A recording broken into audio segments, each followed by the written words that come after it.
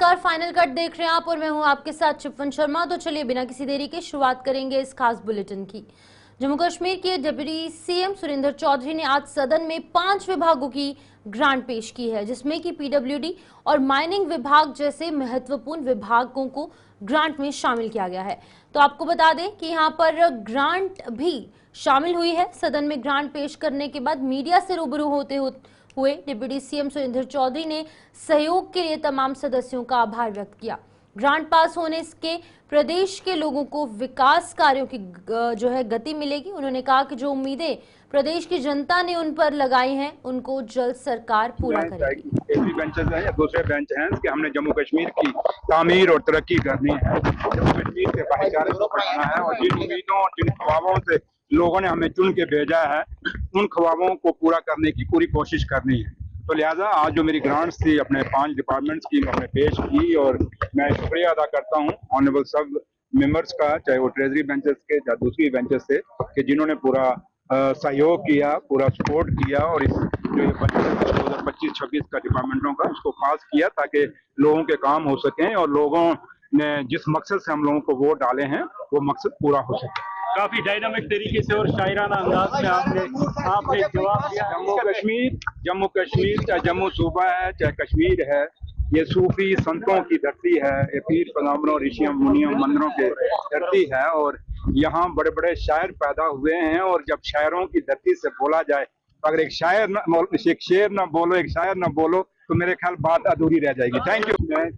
AP benches हैं या दूसरे बेंच हैं,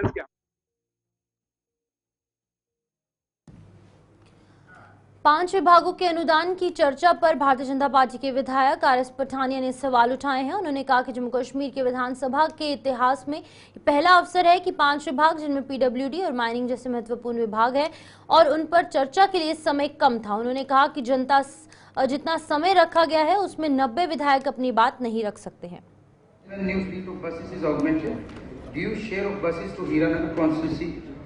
देखिए,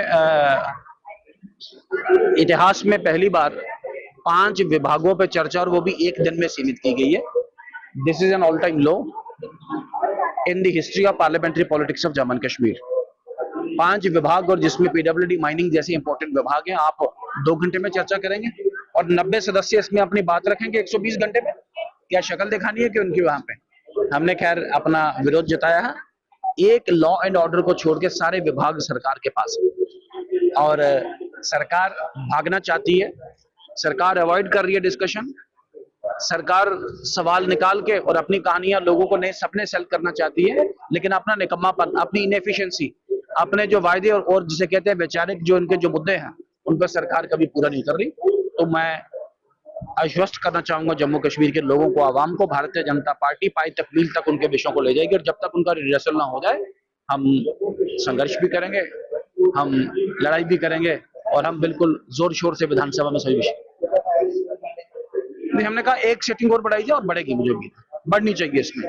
टू डिस्कस, टू डिलिबरेट, ये इसेंस है डेमोक्रेसी का, और डिस्कस डिलिबरेशन का मौका नहीं मिलता फिर डेमोक्रेसी का फायदा कोई नहीं। तो इसी का मद्देनजर बात उठाएगी। मुझे उम्मीद है एक सेशन बढ़ाया जाएगा और हम बड़े जोरदार तरीके से अपने विषय रखेंगे।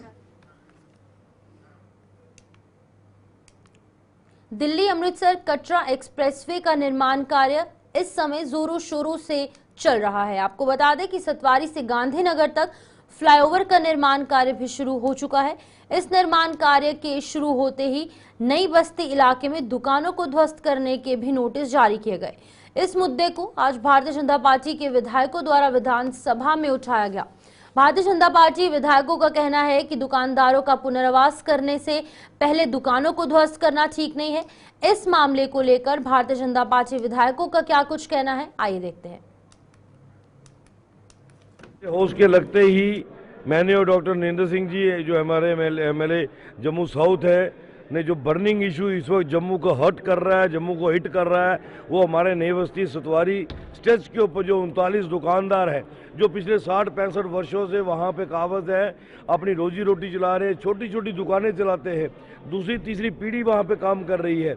और सरकार ने पहले भी इसके लिए कई बार डेपुटेशन हम वहाँ पर एडमिनिस्ट्रेशन को मिले और उन्होंने एश्योरेंस दी कि हम इनको पहले रिहेबिलिटेट करेंगे, इनको जगह दिखाएंगे जहां पर इनको दुकानें बनानी है, उसके बाद इनको हम तोड़ने के लिए नोटिस देंगे। लेकिन सरकार ने पहले ही कल उनको नोटिस जो है उनके हवाले किया है कि 7 दिन के अंदर अंदर वो दुकानें खाली कर दें, नहीं तो 19 तारीख के बाद यहाँ पे बुलडोजर चलेगा। आज हाउस के अंदर हमने शोरगुल किया है, स्पीकर साहब ने यही कहा कि 0 आवर में इसका जवाब नहीं होता। सरकार क्या कर रही है असेंबली के अंदर बैठ के? अगर सरकार के पास जवाब नहीं है, इसका मतलब इनकी नीयत और नीति में खोट है। अगर सरकार ने आज इसका फैसला नहीं किया तो हम लोगों के साथ सड़कों पे उतरेंगे। ऐसा है कि ये जो एक्सप्रेस हाईवे सतवारी से टर्न लेके जम्मू की तरफ बन रहा है, वहाँ 39 शॉप्स हैं, वो उस हाईवे की एक्सटेंशन में आ रहे हैं। ऑलरेडी वो लोग प्रोटेस्ट पे थे, फिर गवर्नमेंट ने नेगोशिएट किया था, उसमें डिवकम थे, जम्मू म्यूनसिपैलिटी के कमिश्नर थे, डीसी थे, जब हाईवे अथॉरिटी के लोग भी थे। जब सारी नेगोशिएशन के बाद स्टेट ने कमिट किया था हम इनको अल्टरनेट रिहेबिलिटेट करेंगे, उनकी जो कमिटमेंट थी उसके हिसाब से इनको चंद्रभागा में शॉप्स दी जानी थी। इनको लैंड भी दिखाई देगी स्टेट के द्वारा, इन्होंने लैंड देखी और देवर सेटिस्फाइड कि भाई हम वहाँ शिफ्ट कर जाएंगे, हमें अलाट करो, इतनी देर में हमें इमीडिएटली अलाट करो, हम अपनी दुकानें बना के सारा सामान शिफ्ट कर देते हैं।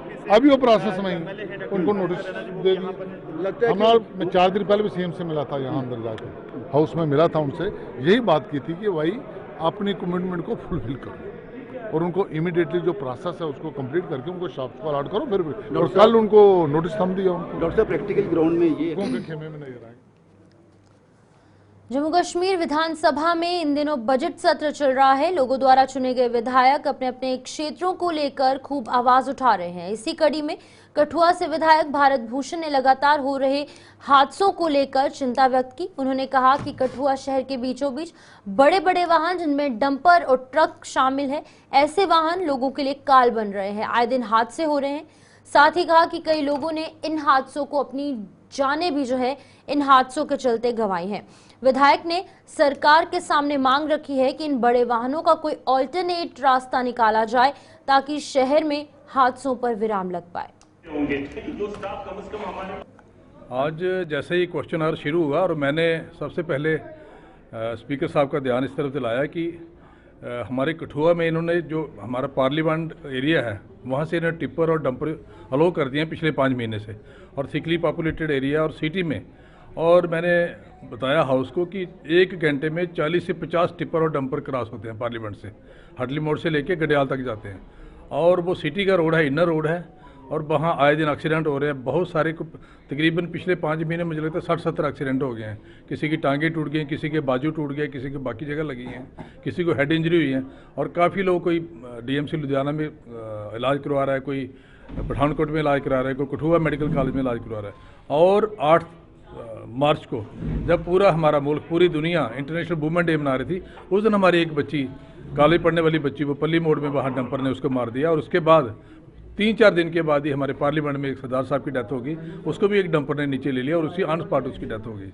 तो मैंने हाउस का ध्यान उस तरफ दिलाने की बात की कि डंपर जो हैं उनको बिल्कुल ही सिटी से न गुजरने दिया जाए, और कम से कम हमारा एक अल्टरनेट रूट है बेड़ियाँ पत्तन रूट, उस रूट पे ना ही कोई आबादी है, उस रूट से जाएं, वो ना ही किसी की डेथ होगी और ना ही कोई डिस्टर्ब होगा। लेकिन ये बात मैंने स्पीकर साहब के नॉलेज में भी लाई, और उसके बाद मैंने जो हमारे डिप्टी चीफ मिनिस्टर हैं जो माइनिंग और इंडस्ट्री भी देखते हैं, उनको ये नॉलेज में उनको मैंने सारे कागज भी दे दिए कि ये डेथ है हमारी नगरी में। एक बच्चा और उसके फादर की डेथ हो गई थी, वो भी डंपर के नीचे। इस तरीके के एक और लेडी की डेथ नगरी में हुई है। और पिछले 5-6 महीने में ऐसा है, इन्हें टेरर का माहौल इकट्ठा कर दिया है कि सारा, मुझे लगता है कि डंपर और इनके लिए सरकार काम कर रही है, डंपर और टिपर्स के लिए। जहाँ जिसकी मर्जी करती है वहाँ से वो निकलना शुरू हो जाता है। लिहाजा ये गवर्नमेंट को ये सोचना होगा। आपके माध्यम से मैं उनको कहना चाहता हूँ कि खास करके नगरी और पल्ली रोड पर सिर्फ इनको रात को अलो किया जाए चलना, और जहाँ तक कठुए का बेड़ियाँ पत्तन वाला रूट वो इस्तेमाल करें ताकि किसी की डेथ ना हो, किसी को कोई नुकसान ना हो। और हमारी जो कीमती जानें चलेंगी उसके लिए मैंने उनको कहा कि एस्पिरेशिया उनके लिए मंजूर करें, क्योंकि सभी जो बेचारे मारे गए हैं, बेचारे को फैमिली को कोई सोर्स ऑफ इनकम नहीं है उनका, और वो ब्रेड अर्नर थे फैमिली के। और जो बच्ची अब कॉलेज में पढ़ रही थी उनकी भी फैमिली बहुत गरीब है, और सरकार उनके लिए मुआवजा रिलीज करे और ये ऐसे कदम उठाए ताकि दोबारा ऐसे एक्सीडेंट्स ना हो। और सिटी में भारतीय जनता पार्टी के प्रदेश प्रवक्ता सुनील सेठी ने कहा कि कश्मीर के कुछ संगठन और सत्ताधारी पार्टी के कुछ नेता घाटी की सोसाइटी को दोबारा से रेडिकलाइज करने का प्रयास कर रहे हैं। जम्मू में आयोजित एक प्रेस कॉन्फ्रेंस को संबोधित करते हुए भाजपा प्रवक्ता ने कहा कि पाकिस्तान के हैंडलर इस तरीके से लोगों के माध्यम से कश्मीर घाटी की सोसाइटी को रेडिकलाइज कर दोबारा घाटी में आतंकवाद और अलगाववाद का दौर शुरू करना चाहते हैं, जो बेहद चिंताजनक बात है।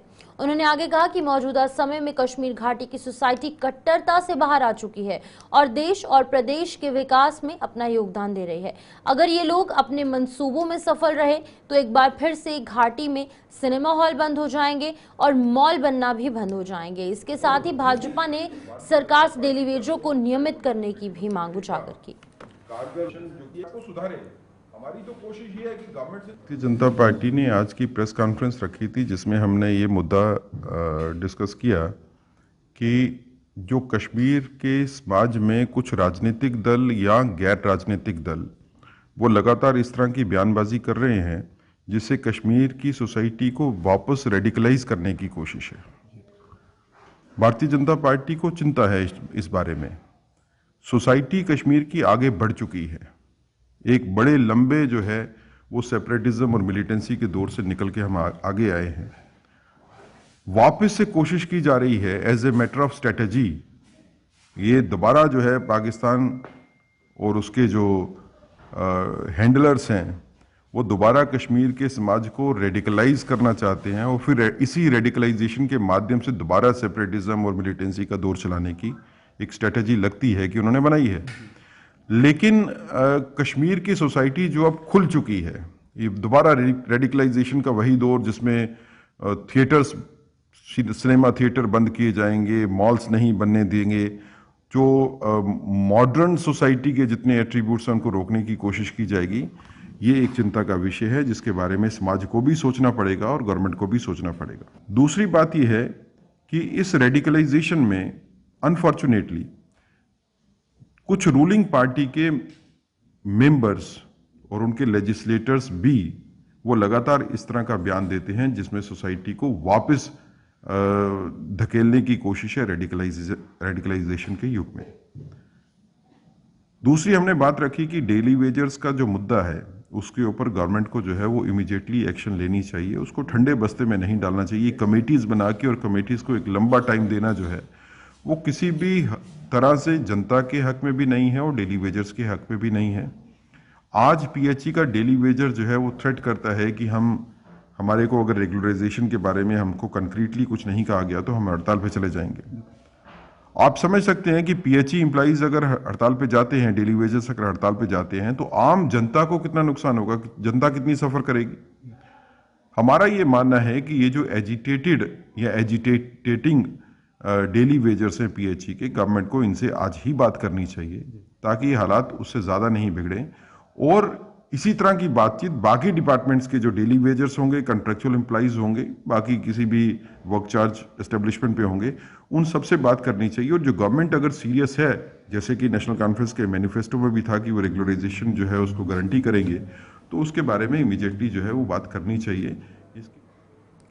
यहाँ वक्त एक छोटे से ब्रेक का है, जल्द वापस लौटेंगे, आप बने रहे हमारे साथ।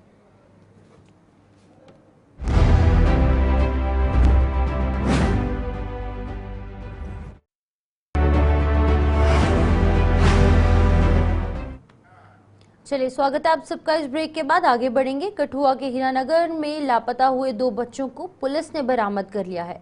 जानकारी के अनुसार 14 वर्षीय मोहम्मद जो है वो बकरियां चराने के लिए 27 फरवरी को घर से निकला और कुछ दूर स्थित चचेरे भाई 11 वर्षीय रहमत अली के साथ जो है वो उनके घर पहुंचा और उसे भी अपने साथ बकरियां चराने के लिए ले गया। शाम ढलते ही बकरियां तो घर पहुंच गई, लेकिन दोनों किशोर घर नहीं पहुंचे, जिसके बाद की सूचना पुलिस को दी गई और पुलिस ने मामले को संज्ञान में लिया और पूरी तहकीकात शुरू की। हालांकि बच्चों को अब ढूंढ निकाला गया है और आगे की कार्रवाई की जा रही है। ट्रेन में पकड़ी बंदा उधर ले गया बाहर, उत्थे छड्डिया असीं उत्थे फिर बड़े 3-4 दिन उधर रहे घर, में रोटी खलाई खलूई, फिर बस आए ट्रेन उधर फिरी खुआरी कोई सच्ची, फिर उधरों आए बस फिर ट्रेन डरी डुरी इधर आए, फिर इत्थे आई है ट्रेन तो उतरी है, इधर आई है। क्या क्या कैसे गए हो तुम? पता कहा इधर चल जाए मैसे उन्हें बेहोश करिए गड्डी में पाइए ले गया गड्डी विच बिठाई कुछ ले गए उधर बाहर बाकला बंदा जड़ा ले गया ना तो फिर आए कियां ट्रेन विच उत्थों मेरा इन्ने दिन उत्थे रहे।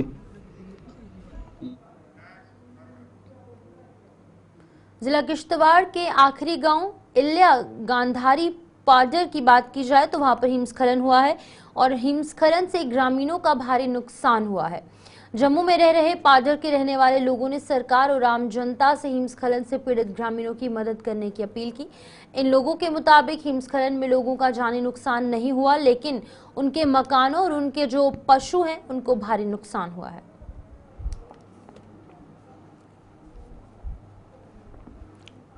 एवलांच जो आया है गेंदारी गांव में, इलिया नामक एक गांव वहां पर पड़ता है गेंदारी एरिया में। उस गांव की ये वीडियो है और ये वहां पर काफी एवलांच, बहुत ही बड़ी तादाद में एवलांच वहां पर आया है सर, क्योंकि एवलांच की वजह से हमारे जो नियर बाय जो एवलांच के शिकंज में जो घर फंस गए थे वो तो काफी क्रैक हो चुके, दीवारें पूरा क्रैक हो गया और कई लोगों के तो घर के अंदर एवलांच घुस आए हैं सर।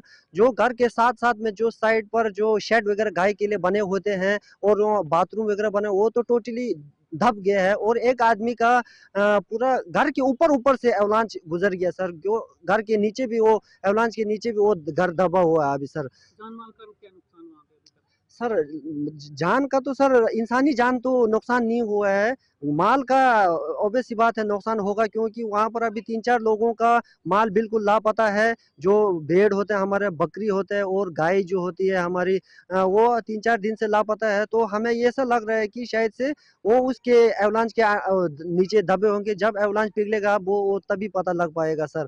तो लोगों से अभी वहाँ गाँव के स्थानीय लोग जो एलिया गाँव के लोग हैं वो अभी फोन करके पूछ रहे थे कि आपकी तरफ से कुछ हमारे मदद हो सकते हैं तो प्लीज वहाँ पर नीड ऑफ दी आर है इस टाइम पर सर। चाहे जो वहाँ पर राशन की मसला हो और वहाँ पर बेसिक एम्यूनिटीज की सर बिल्कुल किल्लत है। बेसिक एम्यूनिटीज चाहे खाना पीना की जो बात हो और वो कपड़े जो हैं उन सब की वो कंबल शंबल हमें मुहैया होना चाहिए, क्योंकि इससे पहले भी वहाँ पर बटवास नामक गांव में एक एवलांच आया था आज से 20 साल पहले सर, वो भी इसी कदर आया था। उससे तो बड़ा ये वाला एवलांच आया सर। तो वहाँ पे काफी नुकसान हुआ है, लोगों के घरों का नुकसान हुआ है, माल का भी नुकसान सुनने में आया हुआ है, क्योंकि काफी घर तो उसके नीचे दब गए हैं, ग्लेशियर के नीचे दब गए हैं, एवलांच के अंडर में आ गए, चपेट में आ गए। उसके बाद उसके अलावा भी कहीं रक्तदान यानी कि ब्लड डोनेशन एक पुण्य का काम है, क्योंकि इससे आप किसी की जान बचा सकते हैं और दूसरों की मदद कर सकते हैं। नेशनल सर्विस स्कीम के बैनर तले जीएमसी जम्मू में एमबीबीएस छात्रों द्वारा ब्लड डोनेशन कार्यक्रम का आयोजन किया गया। इस दौरान कई एमबीबीएस के छात्रों ने अपना ब्लड डोनेशन किया। एनएसएस जीएमसी जम्मू यूनिट के प्रोग्राम ऑफिसर का कहना है कि हम अक्सर कोई ना कोई बड़ी एक्टिविटी में हिस्सा लेते हैं और इसी सिलसिले में आज भी एनएसएस ने ये ब्लड डोनेशन कैंप का आयोजन किया। ब्लड डोनेशन आज एनएसएस ने लगाया है गवर्नमेंट मेडिकल कॉलेज में प्री फाइनल स्टूडेंट्स का। तो वॉलंटरी ब्लड डोनेशन तो आपको पता है कि वॉलंटरी ब्लड डोनेशन जो है वो बहुत इम्पॉर्टेंट है। एक तो डोनर जो है वो अपनी मर्जी से आगे ब्लड दे रहा है, उसके ऊपर किसी तरह का कोई प्रेशर नहीं है। और जो ये भी देखा गया है जो वॉलंटरी ब्लड डोनर्स हैं उनमें जो टीटीआई रिएक्शंस हो जैसे एचआईवी, हेपेटाइटिस बी, उनके चांसेस भी बहुत कम होते हैं। और ब्लड की यहाँ पे मेडिकल कॉलेज में हमेशा ज़रूरत रहती है। Thalassaemia patients, cancer patients, dialysis patients, फिर हमारे यहाँ पे ट्रॉमा भी बहुत ज़्यादा है, तो जिसके कारण हमें ब्लड की ज़रूरत जो है, ब्लड और उसके कंपोनेंट्स की ज़रूरत हमें हमेशा रहती है। तो इस तरह के कैंप्स जो हैं ये एक बहुत ही वेलकमिंग स्टेप है। आगे भी बाकी जो एमबीबीएस स्टूडेंट्स हैं जितने भी 18 साल से ऊपर हैं, मैं सबसे अपील करूँगी कि वो सबके सब आगे आएँ और आके वॉलंटरी ब्लड डोनेशन करें। तो ये जो आज का कैंप है वॉलंटरी ब्लड डोनेशन कैंप जो है वो नेशनल सर्विस स्कीम के अंडर जो है हमने प्री फाइनल एमबीबीएस के बच्चों की तरफ से ऑर्गेनाइज़ करवाया है। तो ये एक्टिविटी जो है एनएसएस की एक्टिविटीज़, चाहे वो वॉलंटरी ब्लड डोनेशन कैंप है या कोई मेडिकल कैंप है या कोई एजुकेशनल एक्टिविटीज़ हैं फील्ड प्रैक्टिस एरिया में, तो ये बच्चे जो है हर समय कुछ ना कुछ एक्टिविटीज़ करते रहते हैं। एनएसएस जो तो चलिए फिलहाल फाइनल कट के इस खास बुलेटिन में इतना ही। दीजिए इजाजत और तमाम बड़ी अपडेट्स के लिए आप जुड़े रहिए गुलिस्तान न्यूज़ के साथ।